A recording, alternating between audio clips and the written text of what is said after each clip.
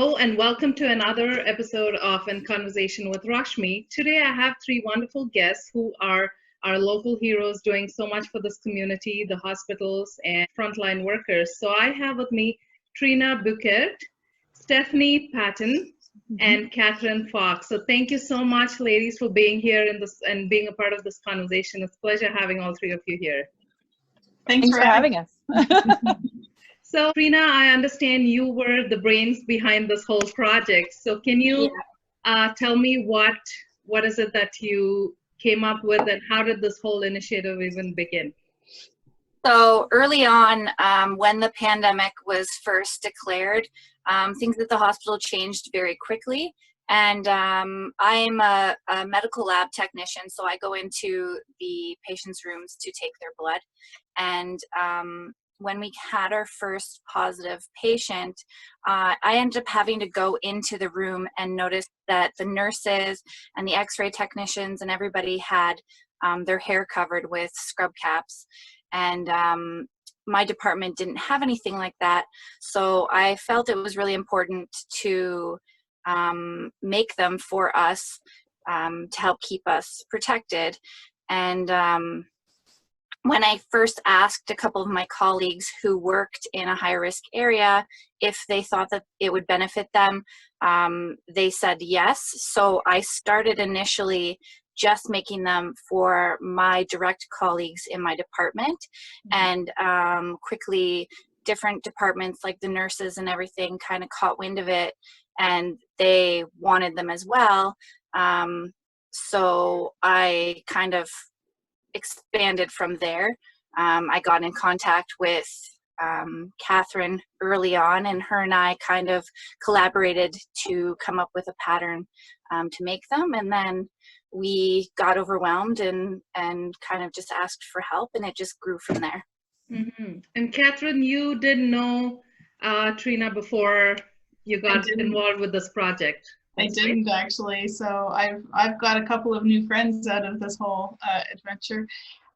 So yeah, I had an urge to help when this was happening, and I was looking online, and I happened to see a colleague of mine shared Trina's post, and Trina's post just like went right to my heart. She was like, you know, I work at the hospital, I'd like to sew scrub caps. I'm wondering if anyone can donate or provide any fabric. And I was like, I want to help sew. And so I got in contact with my coworker and asked her if she knew Trina. And she said, yeah, she's my best friend. So I said, oh, can you ask her if I can sew? And I've since had to go back to my coworker and reassure her that I haven't stolen her best friend because Trina and I have been like this. So yeah, it's been amazing to see from that first weekend, just the two of us kind of connecting virtually and working through patterns and so on. The creation of the Facebook group, and it's just grown so much. It's so cool to see. That's awesome. And Stephanie, you've been friends with Trina, but did you have sewing background before you knew her, or was this something that no you put in? No, and I still don't sew. I mean, I'm learning the various ways to do it, but I don't do it. I just tell people how.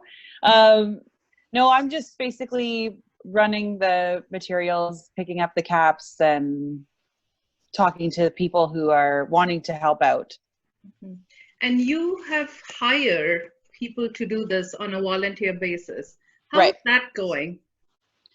It's great. We've got 64 sewists now, and growing. So I get messages every week of people who are wanting to contribute and drop some caps off that I've already made, or they want to get started. And it's really awesome how many people message me every day. And Trina, you work at the hospital in touch with the frontline workers. So can you share some stories of how, I'm sure it's been overwhelming, and for you personally, how that has impacted your perspective on how things are today? Well, it's been really different at the hospital than it normally would be. Our patient volume, from my perspective personally, seems like we're a lot slower than we normally would be, because They've canceled day surgeries and all non-essential services at the hospital. So in a sense, it seems like we have less work to do and it should be less stressful, but it's actually a higher stress level. Everybody has to wear a mask. When you're dealing with patients, you have to wear a face shield. Majority of the rooms are now isolation rooms, not because of positive patients, just because if anybody is exempting the symptoms, they're automatically put into isolation, just as a precautionary. So even though there's less patients, everything takes a lot longer, because for each patient you see, you have to gown up, you have to sanitize everything after. The hospital's been really great with implementing different procedures and updating them daily. So it's been really stressful, but you don't really notice it until you're out of the environment. When you're at work and you're in it, you're just doing your job as you normally would. You're helping the people as you normally would, but it's really draining emotionally and physically once you get out of it. So do you fear that you could be infected and then that could be passed on to the family members? Like, is that constantly playing in your mind? It is a fear. I have 3 kids and a husband, so it's a fear. We've isolated ourselves from all of our other family because I have elderly members of my family who I'm terrified of getting sick and them dying, because they're a more vulnerable group. But I'm really careful. Like I change at work. I take my shoes off on the porch. I shower as soon as I get home. I don't hug my kids until I've showered and washed really well. I'm really careful when I'm at work, because you're doing the proper PPE. You're sanitizing constantly, and that's all you really can do, is just use our resources properly and just be mindful of how what you're touching and how you're sanitizing. Mm-hmm. And Catherine, since you've been involved in this project, how has that changed your perspective and seeing, the work that the community has been doing, and volunteers who have come out there? So I was actually just saying to a friend the other day who was complaining that he's tired of the sort of the panic out there. I said, that's not what I see in my Facebook feed. My Facebook feed is full of sewists and cats. And I pretty much stay away from the news. But yeah, it's been definitely really, really heartwarming to see the response from the community. And we've got volunteers of all different stripes. Like Stephanie has underplayed her role here. She's been tremendously helpful in coordinating this effort. I always tell Trina she's got an army of sewists now to do her bidding, right? And we've got people who have donated fabric, people who have donated money. People like my husband will go out and do the drop-offs and the pickups on Saturday so that I can sew, right? So. And I think all of our husbands have kind of also chipped in. So yeah, it's been really amazing, and how quickly it grew too. So Stephanie, how does this work? Like, what are you looking for in terms of support? Are you looking for fabrics? Are you still in need of material and things like that? Always, I would say. I did put a call out for materials this week because we were running pretty low, and the feedback was amazing. I now have a nice bundle that should last us a couple weeks, I would say. So that's really great. Basically, anybody who's wanting to get involved, for me, this whole operation has been really good for my mental health. And I've been talking to a lot of our sewists about their mental health as well. And basically, it's just being able to be a part of something that is contributing to flattening the curve is huge. And people out there that are looking for something to do, we could use anyone really. If you're sewing or wanting to cut or collect fabrics or take drives, whatever you want to do to help, or just get a hold of us, and that would be great. We'll figure out what we can do for you. And where can people reach out to you if they need to contact you to help in any of those areas? We do have our Facebook group. It's called Sewing Scrub Caps for Grand River Hospital, St. Mary's, and more. I will also, whenever you post this link, I can always come in and comment on it with the link to our group, and link Catherine and Trina as well, so that if anybody wants to private message one of us or join the group, then hopefully that'll make it easy to connect with us. And can I just add something? Sure. If you do contact me, I'm pretty busy with sewing and work, and I usually direct it to Catherine or Stephanie. So maybe don't contact me if you want to get involved. Sure. Early on I got really overwhelmed, and I agree with Catherine when she said that Stephanie has downplayed her role. She's basically, I may have started this project, but Stephanie and Catherine have kind of taken over and have done an amazing job with it, just because I don't want to deliver anything to anybody to indirectly expose anybody to the germs that I'm exposed to at the hospital. Mm-hmm. And when I mentioned that I was scared of that, they stepped up and took that on immediately, and they've been doing an awesome job.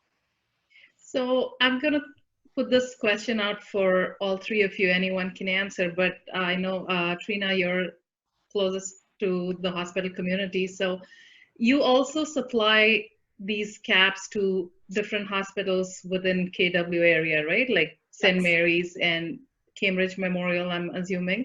So when they receive these caps and see how much the community is doing for what, they believe in, what does that do to the frontline workers? I personally see it firsthand, and on my shifts where I have not been very busy, I've actually got to walk around with a bag of them and hand them out personally, and it feels like Christmas. Everybody that receives them is so happy, and they're like, well, where are these coming from? Can I pay you? And I'm like, no, everything's donated. Everybody's donated their time and funds and fabric. Absolutely not. If you want to donate money towards more fabric, I'll take that, but we're not selling them. And they're just so thankful and amazed that people are donating their time and energy doing this. It's been extremely heartwarming for everybody. And the importance of the scrub caps itself for, general public. So when anybody is put into droplet isolation, which would be all suspected or confirmed COVID-19 cases, because it's a respiratory illness, with coughing, it's distributing droplets into the air, and it can actually live in your hair. So and everybody touches their hair, and your hair touches everything else. So wearing the scrub cap and covering your hair protects your hair from getting those droplets in it. So at the end of the day, when I take off my scrubs, I also take off my scrub cap, I put it in a laundry bag, bring it home, put it immediately into the wash. I can sanitize my hands. That being said, I still wash my hair when I get home, just as an extra precaution, but it's protectant of your hair to just keep the droplets out of it. Mm-hmm. And Stephanie, in terms of fabrics that you're looking for, is there a particular material you're looking for, or any kind of fabric we're talking about here? It's probably best that Catherine and Trina answer that question, because they're the ones who use it. I always tell people 100% cotton is best, just because it breathes a little better. But that's honestly just advice that I've overheard from these two. So we love quilting cotton because it is, and we pre-wash it in hot water. You have to keep in mind these scrub caps are washed every night in hot water. So it's really important that the fabric is durable that way. Sometimes we've been getting fabric that's too heavy, and then that's hot on the head. So quilting cotton is the best, but bed sheets work. I don't know, Trina, am I missing anything else? I don't think so. It definitely needs to be a light fabric. because some of these nurses and other staff members are wearing them for 12-hour shifts, and yeah, they can get quite warm, especially with the summer months coming up. But you don't want anything too thin either, because you need it to protect your hair. So the best fabric I would say is quilting cotton. There's something else you needed to talk about, so go ahead. Right. So along with our amazing sewists, one of our sewists actually owns a company called La Bouche Skywear, and they donated 72 of each size of these amazing shirts. Let's see if I can show you. Yeah. Oh wow, that's great. And they donated all of these to medical employees around KW. So they asked us to distribute them to the main hospitals for them, and they went out real quick. People snatched them up really good. So I just wanted to share some info, say that if anybody's looking for a shirt, they can go to skywear.com, and the shirts are there. There's also mugs and different styles of product that have this beautiful design on them. That's and beautiful. $5 from every yeah, you should. $5 from every sale goes to the Red Cross. Okay. And they've already raised, I think they said $2,000 raised already just in May alone for Red Cross. So it's been pretty incredible the initiative they've been doing as well. So I just wanted to point that out. And you have a sample of your scrub caps as well, if you can just show them. That'll be nice to see as well. There's a couple different styles. This one seems to be a new favorite.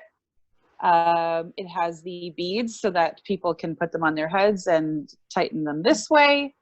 And then there's this kind of style where they put them on and then they can tie them at the back. Dr. Seuss, super cute. That's cute. Yeah, but we've got hundreds. Also another good point to point out that we have collected and distributed 2,529 caps so far. So I think that's pretty impressive. That is impressive. So just to get a hang of this, I'm going to ask Catherine this. As a sewer, person who sews this cap, how many do they get done in a day? Oh my goodness. Well, it depends on the sewist. I generally do about 10 to 15 in a day. Okay. But I know somebody who said she can do 60 in a week. She lives in Wellesley, so I'm going out there pretty regularly. And that's quite a bit. Yeah. But again, like Stephanie said, I think it helps with also staying focused and with, mental health as well, and keeping engaged and busy through these difficult days and staying indoors all the time. It definitely helps keeping busy doing what you're doing. The sewists are getting benefit out of sewing at this time and feeling like we can contribute in any small way, right? For sure. I feel like it's helping me mentally too. So absolutely. I love because you're living two lives there, right? You're at the hospital and then you're back at home, and you're juggling between the two, and it's not easy. I feel like sewing is my therapy right now. It's just helping me mentally stay stable. I'm sure. Yeah. And what do your kids ask you when you come back, and do they talk about it? Do you encourage that people talk to their kids about it? Like, how do you deal with that? Me personally, I think my kids are just enjoying not being at school. We don't really talk about it a whole lot. We do explain why we are not visiting grandparents, because we want to help keep them safe. And I said, even though we are not sick, that mommy works at the hospital, and there is a potential that mommy can bring germs home. And I just explained to them that, you could carry the virus without showing symptoms. So even though we're not sick and they're not sick, it's still important to keep distance, and that eventually it will be over and we can visit again and hug our family and spend that time. But for right now, it's important to stay at home and make sure we're doing our part and not spreading the germs.